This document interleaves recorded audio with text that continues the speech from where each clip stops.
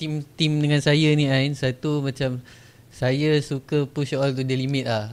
Pasal kita ni kalau kita berada dalam comfort zone hari-hari, saya cakap, "Ui, bagus lah Ain, bagus kan."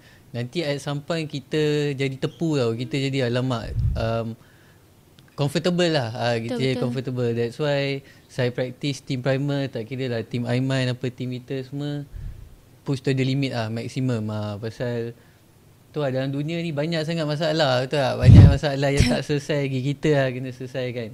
Okay Ain, so far Ain terlibat dalam apa?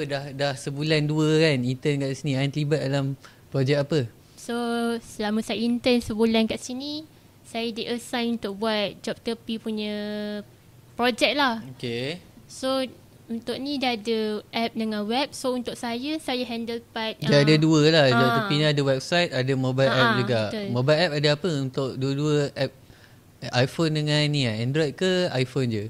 Untuk dua-dua ada. Oh, okay. So untuk saya handle website.